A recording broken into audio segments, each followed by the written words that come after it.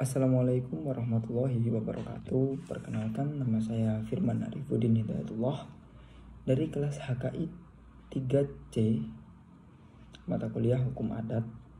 Nah, pada hari ini saya akan menjelaskan tentang pengertian dari apa itu hukum adat.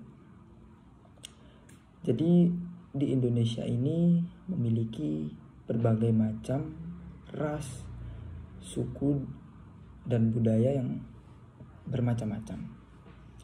Nah, dari beberapa suku-suku tersebut seperti misalnya suku Jawa, Sunda, Bali, Batak, lalu dan yang lainnya itu pastilah memiliki sistem hukum yang ada di dalamnya.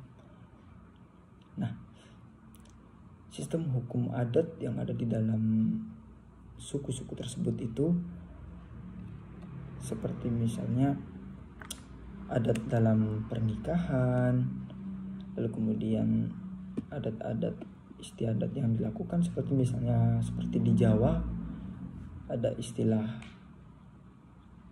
ngunduh mantu dan yang lainnya. Itu semuanya itu diatur dalam hukum adat. Nah, lalu hukum adat ini apa? Jadi hukum adat itu adalah hukum yang ada dalam wilayah masyarakat adat seperti suku-suku tadi yang sifatnya itu tradisional, tidak tertulis. Lalu kemudian mereka itu bersifat dinamis. Jadi hukum adat ini itu perkembangannya itu sejalan dengan perkembangan zaman juga. Nah, tidak tertulis karena dalam hukum adat itu tadi dianut oleh masyarakatnya turun temurun.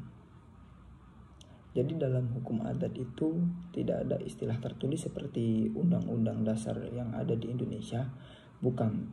Tapi mereka itu menganut adat tersebut turun-temurun, dan mereka juga menganut kepada kepala adat yang mengetuai segala hal yang berkaitan dengan hukum adat tersebut. Nah, untuk sifat-sifatnya ini mereka itu bersifat tradisional, luwes, suka pamor, dinamis. Juga mereka ini dalam hukum adat itu selalu ada sangkut pautnya kepada hal-hal keagamaan.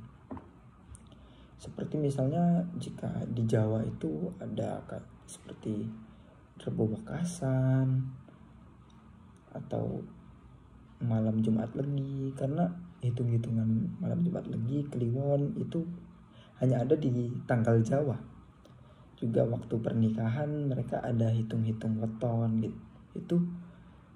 Itu termasuk dalam adat Jawa.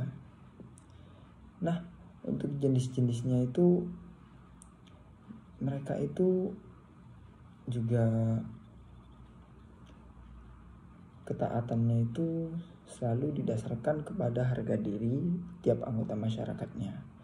Jadi jikalau ada masyarakat yang tidak melakukan adat tersebut, mereka bisa saja ada kemungkinan untuk dikucilkan.